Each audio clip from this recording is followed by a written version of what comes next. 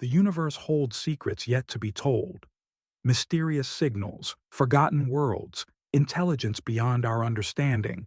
Step into future echoes, where past, present, and future collide. Are you ready? Part 1. Opening. Introducing the mystery. Close your eyes for a moment and imagine this. It's a frigid winter night in Switzerland, way back in 1924. Snow blankets the ground outside a modest little house, and inside, a man named Paul Dinac lies on his deathbed. His chest barely rises with each shallow breath, his face pale and sunken from illness. For 3 long, agonizing days, he's been trapped in a deep coma. No signs of life, no flicker of awareness. Then, out of nowhere, his eyes snap open, wide and wild, as if he's just seen something no one else could even dream of. In those final fleeting days before death claimed him, Paul didn't rest or reflect on his quiet life. Instead, he grabbed a pen with trembling hands and began scribbling furiously in a worn-out notebook. This wasn't a journal about his past, no memories of teaching school kids or stargazing under the Swiss sky. What he wrote was something far stranger, a detailed vision of humanity's future, spanning from the year 2000 all the way to 3906. For decades, his family kept this bizarre diary hidden away, locked in a dusty trunk, until it surfaced in the 1970s. And when it did, it sent shockwaves through everyone who read it. So, what are we dealing with here? Was this just the delirious ramblings of a dying man, his mind spinning tales in the fog of sickness? Or did Paul Dinac somehow pierce the veil of time itself, catching a glimpse of what lies ahead for all of us? Today, we're about to embark on a journey through this enigma, a story packed with wonder, dread, and questions that might keep you up at night.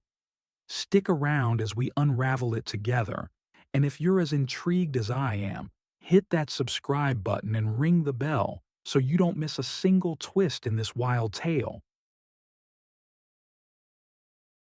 Part 2. Paul Dinac, The Man and His World. Let's rewind the clock to the early 1900s, to the charming city of Geneva, Switzerland. Picture cobblestone streets winding through quaint neighborhoods, the air crisp with the scent of pine from the nearby Alps. This is where Paul Dinac lived, a simple man, not the kind you'd expect to leave a mark on history. He wasn't a celebrated inventor or a visionary poet. He was just a school teacher, spending his days explaining arithmetic and literature to a room full of restless kids in a small classroom. Paul was 42 years old, his hair already streaked with gray from years of quiet living. When he wasn't teaching, you'd find him lost in books of philosophy or gazing up at the night sky through a rickety telescope he'd built himself. He had this childlike wonder about the universe, always sketching constellations or jotting down thoughts about life beyond Earth. But in 1924, that peaceful routine came crashing down when a strange illness took hold of him, draining his strength and confining him to bed. It hit him fast and hard. No one knew what it was, not even the doctors whispering in hushed tones at his bedside. One day he was fine, the next he was slipping away, his body shutting down. He fell into a coma, lying there like a statue carved from ice, his chest barely moving, his eyes shut tight. His family gathered around, their faces etched with worry, praying for a miracle but bracing for the worst. 3 days passed in agonizing silence, each one stretching longer than the last, until suddenly he woke up. When Paul came to, he wasn't the same. His hand shook as he reached for a pen, and he started writing with a feverish urgency, as if something or someone was guiding him. He filled page after page, barely stopping to eat or sleep, until just a few weeks later, he took his final breath. That diary became his legacy, a cryptic gift left behind for a world that wasn't ready. His family locked it away, maybe out of fear or disbelief, until 1972, when a journalist dug it up from their attic. What he found inside wasn't just a man's last words, it was a roadmap to a future none of us could have imagined. Part 3. The Diary's Contents. Early Predictions. Now, imagine you're sitting down with Paul Dinac's diary in your lap, its fragile pages crackling as you turn them. The first words leap out at you like a warning shot. Humanity will face a nightmare born from its own hands. The population will swell beyond control, growing like a ticking time bomb no one can defuse.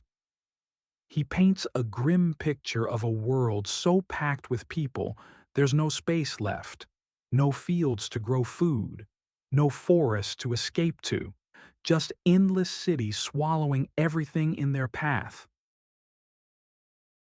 He goes on, his handwriting jagged as if he's rushing to get it all out. The sky will darken with thick, choking smoke, a shroud cast by factories and machines.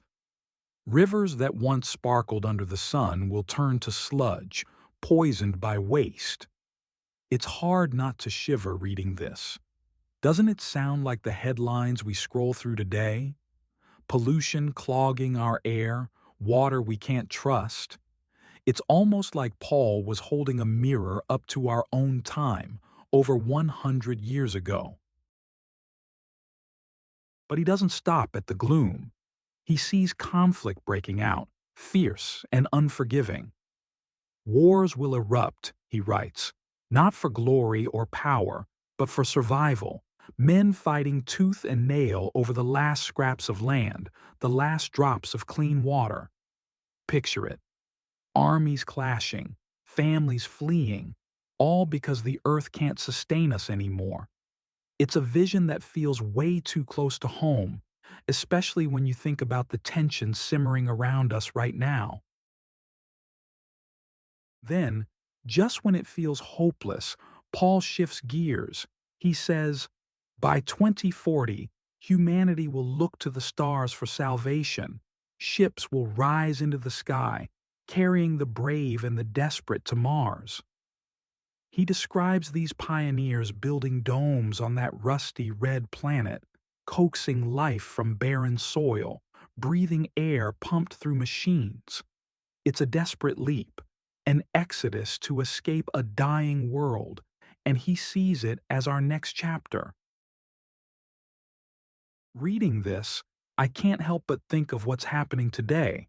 SpaceX launching rockets, NASA planning Mars missions, billionaires betting on a future beyond Earth. Was Paul Dinac tapping into something real, seeing the seeds of our space age a century before it bloomed? Or is this all just a lucky guess from a man lost in his own mind? Let's dive deeper and find out what else he saw.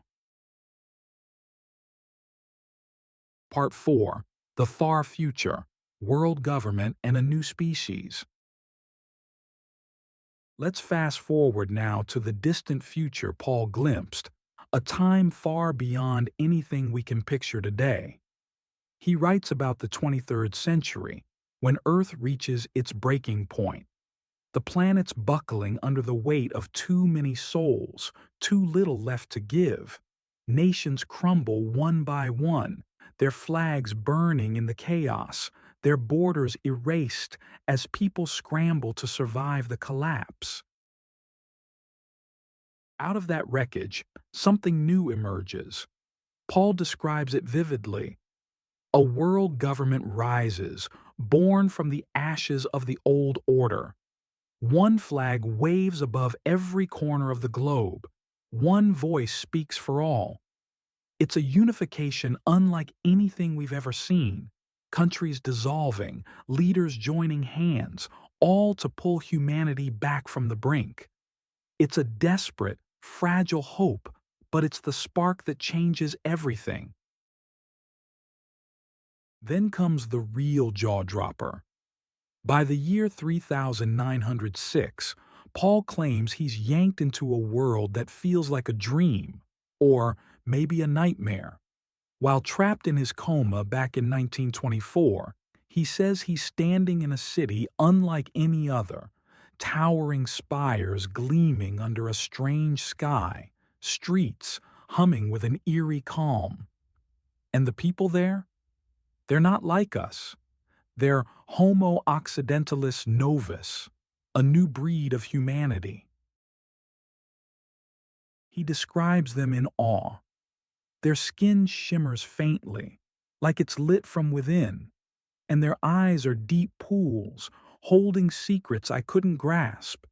They don't speak, they think to each other, their minds linked in silence. These beings live for 200 years, their bodies stronger, their minds sharper. Paul writes, "They stared at me like I was a fossil, a relic from a primitive age, with a mix of curiosity and something like pity." Their world sounds like paradise, no wars tearing it apart, no starvation gnawing at their bellies. But there's a catch. Paul notes how they control their numbers with chilling precision, every birth planned, every life measured. He calls it ruthless altruism, a society so perfect it feels almost mechanical. It's beautiful, sure, but there's an edge to it that makes you wonder if perfection comes at a cost. And then he leaves us with this. Beneath their dazzling light, I saw a shadow lurking, a darkness I couldn't reach or name. What was it? A hidden flaw in their utopia, a threat waiting to strike. Paul doesn't say, he just lets that ominous hint hang there, like a storm cloud on the horizon. It's enough to make your skin crawl, and it's not the last puzzle we'll tackle in this story. Part 5. Mystery and Controversy. When Paul's diary hit the public in 1972, it split the world right down the middle. On one side, you had the skeptics rolling their eyes. This is nonsense, they said. Just a sick guy scribbling wild fantasies while his brain was frying. They figured he was lost in delirium, conjuring up stories to escape the pain of his final days. But then there were the believers, and they had a point you can't ignore. They dug into the details: pollution choking the planet, wars over dwindling resources, humans reaching for Mars. How could a teacher from 1924 predict all this? They asked. One scientist even threw out a wild theory. Maybe he had a near-death vision, his mind slipping through time as his body faded. The weirdest part? The diary's got these odd symbols sprinkled through it, short, jagged marks that don't match any known language. Scholars scratched their heads, linguists threw up their hands, but some whispered, what if it's the language of homo occidentalis novus? They think it's proof Paul wasn't just dreaming. He was talking to the future, leaving us clues we're still too primitive to crack. Decades later, those symbols are still a locked box. No one's figured them out. So, where does that leave us? Was Paul Dinac a master storyteller pulling one last trick? Or a reluctant prophet burdened with a truth too big to hold? I'm not here to tell you what to believe. That's up to you. Drop your take in the comments and let's hash it out together. Part 6. Closing. Call to action. Paul Dinac's diary isn't just a dusty old book. It's a warning etched in ink, a dream stretched across centuries, and a mystery that refuses to let go. Will we rise to become homo occidentalis novus, masters of a shining future, or stumble and fall long before we get there? I want to hear your thoughts. Leave them below. Give this video a thumbs up if it got you thinking, and subscribe so we can keep chasing these wild stories together. Thanks for sticking with me. Catch you in the next one. The journey of discovery never ends. Are you ready for the next mystery? Don't forget to subscribe, like, and share to explore more untold sci-fi stories with future echoes. See you on the next voyage.